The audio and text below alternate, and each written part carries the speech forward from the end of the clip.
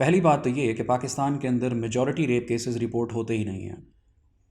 लेकिन अगर हम उन केसेस की बात करें जो कि रिपोर्ट होते हैं, तो द न्यूज़ के एक आर्टिकल के मुताबिक पाकिस्तान में रोज़ाना 11 रेप केसेस रिपोर्ट होते हैं। और अगर हम पिछले 6 साल के डाटा की बात करें तो पिछले 6 सालों में 22,000 केसेस रिपोर्ट हुए हैं। और अगर हम उसमें कन्विक्शन रेट की बात करें कि कितने लोगों को सज़ा मिली है, तो वो 0.3% है, यानी कि 22,000 लोगों में से सिर्फ 77 लोगों को सज़ा मिली है। और इसकी जो सबसे बड़ी वजह है इतने कम कन्विक्शन रेट की, वो आपका फ्लॉड जस्टिस सिस्टम है। ऐसे रेप के केसेस में या तो लोगों को सिरे से जस्टिस मिलता ही नहीं है, या फिर उसको जितना डिले किया जा सकता है उसको डिले किया जाता है। और इस वजह से, क्योंकि इस तरह के रेप केसेस के अंदर लोगों को बदनामी का भी ख़तरा होता है कि जितना ज़्यादा केस चलेगा उतनी ज़्यादा बदनामी होगी, न्यूज़ में आते रहेंगे। इसके अलावा इस तरह के केसेस के अंदर हमारे मुल्क के अंदर ख़ासकर लोगों का पैसा बहुत लगता है। एक तो ऑलरेडी वो विक्टिम होते हैं, उसके बाद इतना ज़्यादा पैसा लगता है, तो या तो लोग डिस्करेज होके वो खुद केस को छोड़ देते हैं या फिर आउट ऑफ कोर्ट सेटलमेंट की तरफ चले जाते हैं। और आउट ऑफ कोर्ट सेटलमेंट की एक रिसेंट मिसाल, जिसमें एक रेपिस्ट को पेशावर हाई कोर्ट ने इस वजह से बरी कर दिया क्योंकि जो फैमिलीज़ थी उनके अंदर एक कमिटमेंट हो गई थी कि जो रेपिस्ट है वो विक्टिम से शादी करेगा। होता कुछ यूँ है कि दौलत खान, जिसकी उम्र 25 साल है, उसने अपनी एक कज़न जो कि गूंगी और बहरी थी, उसको रेप का निशाना बनाया।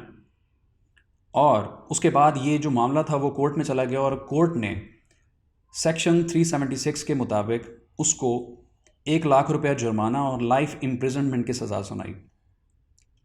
लेकिन बाद में ये मामला दोनों फैमिलीज़ के क्योंकि बीच में था, तो वहाँ पर उनका जिरगा बिठाया गया, क्योंकि वो केपीके से थे, वहाँ पर जिरगा बिठाया गया और उसके अंदर ये म्यूचुअल एक एग्रीमेंट तय पाया कि जो रेपिस्ट है वो विक्टिम से शादी करने की ज़मानत देगा। जिसके बाद जो विक्टिम फैमिली थी उसने कोर्ट में रजू किया और वहाँ से जो रेपिस्ट था उसको वहाँ से बरी कर दिया गया।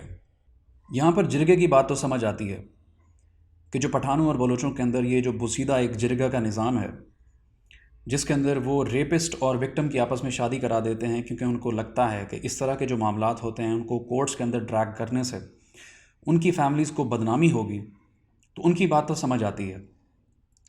लेकिन हमारा जो मॉडर्न जुडिशल सिस्टम है, जिसके ऊपर इतना हमें फ़ख्र है, वो ऐसी प्रोविजंस को कैसे फैसिलिटेट कर सकता है? मतलब आपको क्या लगता है कि इस तरह शादी करा देने से, इसकी इजाज़त दे देने से ये सारा मसला ख़त्म हो जाएगा? आप कर क्या रहे हो?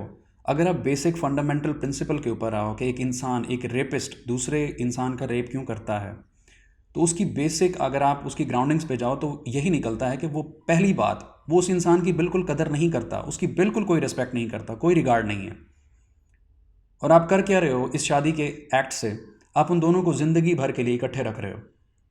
जैसे आपको क्या लगता है कि वो उसकी इज़्ज़त करना शुरू कर देगा? इसके अलावा इस पर्टिकुलर केस के अंदर आप देखो तो वो एक जो दूसरी लड़की है वो गूंगी और बहरी है, और उस इंसान ने उस लड़की का रेप इस वजह से किया था क्योंकि उसे लगता था कि ये जो बंदी है ये किसी को बता नहीं सकेगी कि उसके साथ क्या हुआ है, और अगर बताएगी भी तो कोई इसकी बात का यकीन नहीं करेगा। तो आपको क्या लगता है कि शादी की इस इजाज़त के बाद आप जब शादी वो कर लेंगे तो उसको वो इज़्ज़त देगा? वो किसी कोने में पड़ी होगी, उसको कोई पूछेगा तक नहीं। और आपको क्या लगता है कि वो बाद में कोई और शादी नहीं करेगा? इसके अलावा जो पेरेंट्स थे, अब उनकी जो जहानत है वो इस तरह से सामने आती है कि उन्होंने सोचा होगा कि इस लड़की का, जो गूंगी बहरी है बेचारी, उसका वैसे तो निकाह होगा नहीं, तो हमारे सर पे बैठी रहेगी, तो उनको भी एक मौका चाहिए था। उन्होंने मौका ये उसको कैश कराया और अपनी जिम्मेदारी से फारिग हो गए हैं। मतलब इस सिचुएशन से तो वो अपने घर के अंदर बेहतर थी, उनके पेरेंट्स उनका ख्याल भी रखते हैं। यहाँ पर तो एक गुलाम की ज़िंदगी, गुलाम से भी बदतर ज़िंदगी गुजारेगी। ना वो बोल सकती है बेचारी, ना सुन सकती है, वो किस तरह से अपनी प्रैक्टिसेस को निभाएगी एज अ वाइफ? इसके अलावा आप इस प्रेसिडेंट से आप सेट क्या कर रहे हो? वैसे तो ये पहला केस नहीं है, इस तरह के पहले केसेस होते रहे, लेकिन आप कर क्या रहे हो? इससे एक रेपिस्ट को आप एक प्रोविज़न उसके लिए रख रहे हो कि एक इंसान, अगर उसको कोई पसंद है, फॉर एग्ज़ाम्पल कोई लड़की अगर उसको पसंद है, तो वो जाके उसका रेप कर दे और बाद में वहाँ पर उसको शादी का प्रपोज़ल दे दे, और फैमिली अगर किसी तरीके से मान भी जाती है तो आप उसको अलाउ कर देंगे। मतलब ये आप कैसा प्रेसिडेंट सेट कर रहे हैं कि मतलब इसकी समझ नहीं आती आपकी इसकी, आप किस तरह तरीके का ये इंसाफ और अदल का निज़ाम है।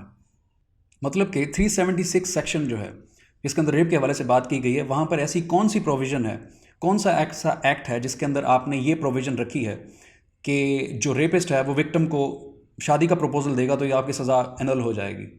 ऐसी बात कहाँ पर लिखी है? वहाँ पर सिर्फ दो ही पॉसिबिलिटीज़ हैं, या तो जो रेपिस्ट है उसको लाइफ इम्प्रिजनमेंट मिलेगा या तो उसको डेथ की सज़ा दी जाएगी। मतलब कि इस तरह के जस्टिस सिस्टम को देखकर ना कंपैरेटिवली शरिया लॉ मुझे ज़्यादा फिर अट्रैक्ट करता है। मतलब समझ नहीं, कुछ सर पैर नहीं है कि आपने कॉन्स्टिट्यूशन बनाया है तो आप किस लिए बनाया, उसको फिर रद्दी में फेंक दें। और अगर आप सोशल बेसिस के ऊपर भी देखें तो किस लिहाज से आपको लगता है कि इस तरह के प्रोविज़न देने से कि एक रेपिस्ट जो है वो विक्टिम से शादी कर ले तो ये सारा मामला ख़त्म हो जाएगा, आप किस हवाले से आप इस तरह की प्रोविजंस को अवेल कर रहे हो? It makes no sense at all. आप क्या ही कहोगे, हमारा कानून ऑलरेडी इतना ज़्यादा वीक है, उसके हवाले से क्या ही बात करोगे। सो इसी तरह मे बी चलता रहेगा। Thank you very much.